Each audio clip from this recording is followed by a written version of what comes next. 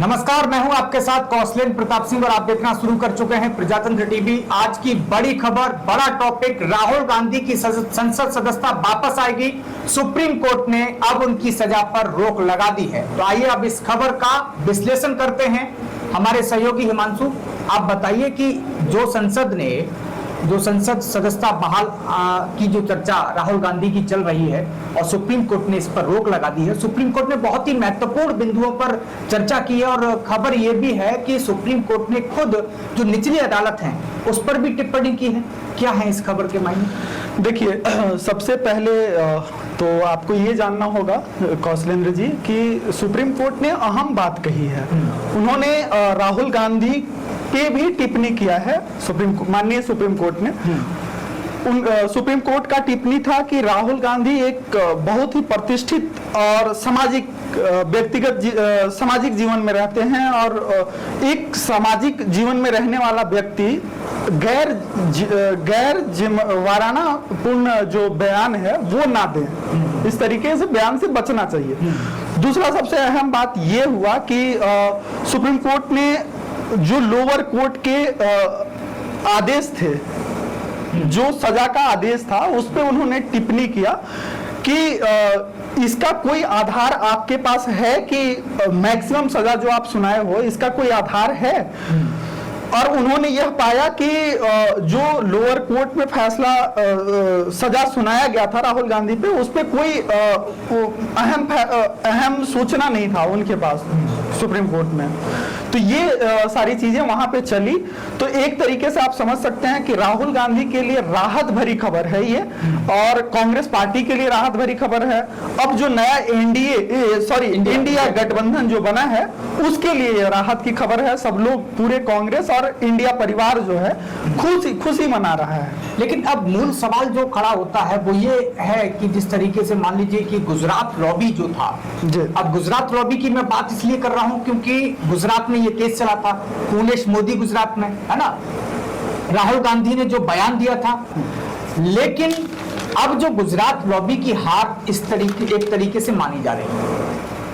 अमित शाह जी ने भी कहा था कि उन कांग्रेस को रोका किसने, सुप्रीम कोर्ट में चले जाएं। तो इसके बाद क्या जनता में राहुल गांधी के प्रति जो सहानुभूति पहले उमड़ी थी, राहुल गांधी का जिस तरीके से घर छीना गया, राहुल गांधी पर तरह तरह की टिप्पणियां की गई, फिर उन्होंने भारत जोड़ो आंदोलन भी किया, तो इसका कुछ असर पड़ेगा? इंडिया गठबंधन जो बना है उसमें मजबूती आ सकती है? देखिए, निश्चित रूप से मजबूती आएगी। और आपको ये समझना होगा कि कांग्रेस पार्टी में एक संजीवनी का काम की है भारत जोड़ो यात्रा। राहुल गांधी का ये अहम जो है प्रोग्राम था। भारत जोड़ो यात्रा की अगर हम बात करें तो ये कोविड काल से पहले शुरुआत करने की बात थी। बीच में कोविड आ गया था और राहुल गांधी ने इस यात्रा को स्थगित कर दिया था।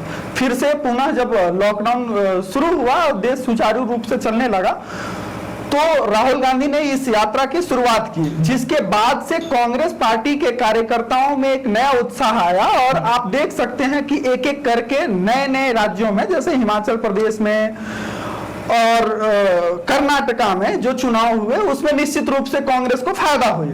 ठीक, अब जो मूल सवाल कि आखिर अब सांसदी कैसे बहाल होगी, इसी पर चर्चा हो रही है। सांसदी, अब देखिए, अभी पीटीआई न्यूज एजेंसी में जो एक प्रमुख हैं, पूर्व महासचिव हैं लोकसभा के, पीडीटी आचार्य, उन्होंने कहा है कि ये बहुत आसान तरीका है इनका लोकसभा सदस्यता नियुक्त होना, राहुल गांधी की सदस्यता बहाल होना। इसमें सिंपल सी है, जिस तरीके से जल्दबाजी में सजा सुनाने के बाद में उनको सदस्यता निरस्त किया गया था, सेम वही प्रक्रिया के अनुसार सुप्रीम कोर्ट के आदेश के बाद जैसे ही लागू होता है सुप्रीम कोर्ट का आदेश, तो एक लोकसभा सचिवालय से एक नोटिफिकेशन जारी किया जाएगा और सांसद के रूप में नियुक्ति हो जाएगी राहुल गांधी की पुनः। आपको यह भी समझना होगा कि अगर राहुल गांधी नियुक्त हो जाते हैं नोटिफिकेशन आने के बाद, तो सोमवार को वो मानसून सत्र में भाग भी ले सकते हैं। अगर वो नहीं हुआ तो आगे चलकर 2024 का चुनाव का जो रास्ता है वो साफ दिख रहा है कि वो चुनाव लड़ सकते हैं, राहुल गांधी लड़ सकते हैं। लेकिन अब जो चर्चाएं अब निकल के आ रही हैं कि 2024 का जो आगामी चुनाव है, राहुल गांधी चुनाव लड़ेंगे अगर नोटिफिकेशन जारी हो जाता है, और ये भी है कि अदालत का जो अगला फैसला है, अभी उसकी तिथि तो तैयार नहीं की गई है, नहीं बताया भी नहीं गया है, तब तक राहुल गांधी क्या धैर्य रखेंगे? क्योंकि राहुल गांधी ने आज अपने जो प्रेस कॉन्फ्रेंस कुछ देर पहले उन्होंने की, उसमें साफ तौर पर कहा कि मैं वही काम करूंगा, मेरा कॉन्सेप्ट क्लियर है। क्योंकि इसका मतलब ये था कि भारत जोड़ो यात्रा 2.0 की जो तैयारी कर रहे थे, एक तो उसमें लग जाएंगे। तो आज की डेट में जहां तक देखा जाए तो राहुल गांधी काफी देखा जाए तो उत्साहित नहीं थे। उन्होंने कहा कि ठीक है, मैं कोर्ट का सम्मान करता हूं, कोर्ट के आदेश का सम्मान करता हूं, मेरा जो कॉन्सेप्ट है, मैं जिस रास्ते पर चल रहा हूं, वो मेरा विजन क्लियर है कि मुझे भारत की जनता के बीच जाकर उनकी समस्याओं को सुनना है। इसका क्या इम्पैक्ट पड़ेगा? देखिए केपी जी, आपको ये समझना होगा कि राहुल गांधी इसलिए ये बात बोल रहे हैं कि मेरा कॉन्सेप्ट क्लियर है। अब उन्होंने ये चीज सीख लिया है कि अगर संसद में बैठना है तो सड़क पे उतरना होगा, और सड़क पे उतरने के लिए आप जैसे देख रहे हैं कि जब से उनकी सदस्यता गई है तब से वो सड़क पे ही हैं, एक के बाद एक। कभी ट्रक में वो सफर करते हैं, कभी हरियाणा के महिला किसानों से मिलते हैं और उनको अपने घर पे बुलाकर सम्मानित करते हैं, भोजन कराते हैं। अमेरिकी दौरे पे चले जाते हैं, वहां भारतीय मूल के निवासियों से कम्युनिकेट करते हैं।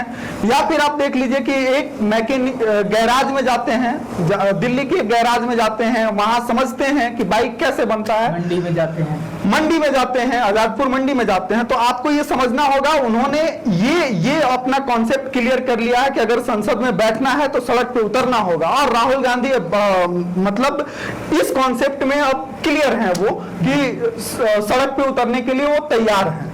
लेकिन अब चर्चा ये भी चल रही है कि जैसे मैंने अभी एक पिछले सवाल में जो कहा कि गुजरात लॉबी अब परेशान है, तो मैं ये समझना चाह रहा हूं कि क्या ये जो पूरा वाक्यांश हुआ राहुल गांधी की, मतलब कोर्ट ने, गुजरात हाई कोर्ट ने, गुजरात निचली अदालतों ने जो सजा सुनाई, उसके बाद में हाई कोर्ट में गए, वहां पर सजा को बरकरार रखा, सुप्रीम कोर्ट ने राहत दे दी, तो क्या ये सब कुछ इशारा जो था वो गुजरात लॉबी से था?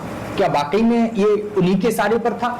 देखिए, ये कहना अतिशोक्ति होगी। हम ऐसे नहीं कह सकते कि किसी के इशारे पे वोट चल रही है। नहीं, वोट नहीं, लेकिन जो प्रक्रिया हुई, प्रक्रिया हुई, इस पे निश्चित रूप से लोगों का जो सवाल है उतना जायज भी है कि मतलब एक इंसान जो राहुल गांधी हैं, जिन्होंने कोर्ट ऑफ कंटेम्प्ट में इनको सजा, अधिकतम सजा हुई, ऐसे बहुत और नेता भी पूर्व में रहे हैं जिनको सजा नहीं, उन्होंने माफी मांगा या फिर नहीं। मनु अभिषेक सिंघवी ने यही बात तो कही कि न तो हम रेपिस्ट हैं, न तो हम हत्यारे हैं, और उसके बाद भी हमें वो सजा दे दी गई कि हम 8 साल तक चुप रहे। बिल्कुल, इतना बड़ा ये केस नहीं था। बिल्कुल, इसको बनाया गया ना, इसको बनाया गया। इसका बनाने का रीजन आप समझिए कि राहुल गांधी जिस तरीके से भारत जोड़ो यात्रा करके सिंपैथी समाज से बटोरा था, उस सिंपैथी को बीजेपी या फिर जो एनडीए घटक दल हैं, मतलब उनके नजर में था कि इसको कैसे डैमेज कंट्रोल किया जाए, राहुल गांधी की इतनी पब्लिसिटी ना हो। दूसरी चीज जो मैंने अभी सवाल किया कि क्या ये, क्योंकि ये सवाल निकल के आ रहे हैं कि गुजरात लॉबी के इशारे पर लोग जो सवाल कर रहे हैं, क्योंकि जैसे ही कोर्ट ने उनकी संसद की सदस्यता को मतलब सजा सुनाई, दूसरे दिन ही नोटिस आ गया, तीसरे दिन ही आपका बंगला खाली करा दिया गया। इसलिए यह सवाल जरूरी था कि क्या ये जो राहुल गांधी के साथ हो रहा है, ये बदले की भावना से हो रहा है, या फिर राहुल गांधी इतने सक्रिय हो रहे हैं लगातार कि जैसा आपने बताया कि वो हर जगह जा रहे हैं, हम जान, क्योंकि वो समझ चुके हैं कि संसद में अगर बोलना है तो मुझे जनता के मुद्दों के साथ में आना होगा और पूरे जनमत की सारी समस्याएं पूरे भारत को पहचानते हुए आना होगा। इसलिए मैंने आपसे सवाल। देखिए, एक खास बात मैं आपको बता दूं, ये हमेशा से रहा है गांधी परिवार में कि गांधी परिवार का जब जब घर छीना गया है, उतने ही मजबूती से गांधी परिवार वापस लौटा है। ये पहली घटना नहीं है कि राहुल का घर छीना गया। इसके पहले इंदिरा गांधी के समय में भी इंदिरा जी का आवास खाली करवाया गया था, जिसका परिणाम उस समय के विपक्षी दल जो उनके अपोजिशन थे उनको भुगतना पड़ा था, सत्ता से बाहर होना पड़ा था। तो आप निश्चित रूप से इस चीज को आप देख सकते हैं कि जो लोग हैं वो रिलेट कर रहे हैं राहुल गांधी से कहीं ना कहीं, और आने वाला 2024 के चुनाव में उनको इसका फायदा जरूर मिलेगा राहुल गांधी को। जी। चलिए, बहुत बहुत शुक्रिया। तमाम राहुल गांधी के बारे में जिस तरीके से हिमांशु जी हमारे सहयोगी ने आपको अपडेट बताया कि राहुल गांधी की संसद सदस्यता किस तरीके से बहाल होगी, हिमांशु जी ने बताया कि हो सकता है कि नोटिफिकेशन के बाद सोमवार को वो संसद में भाग ले सकते हैं। तो देश दुनिया की तमाम बड़ी खबरों को जानने के लिए देखते रहिए प्रजातंत्र टीवी। अगर आप इस वीडियो को फेसबुक के माध्यम से देख रहे हैं तो हमारे पेज को लाइक करें और इस वीडियो को अन्य ग्रुप में शेयर करें। अगर आप इस वीडियो को यूट्यूब के माध्यम से देख रहे हैं तो हमारे चैनल को सब्सक्राइब करें। नमस्कार।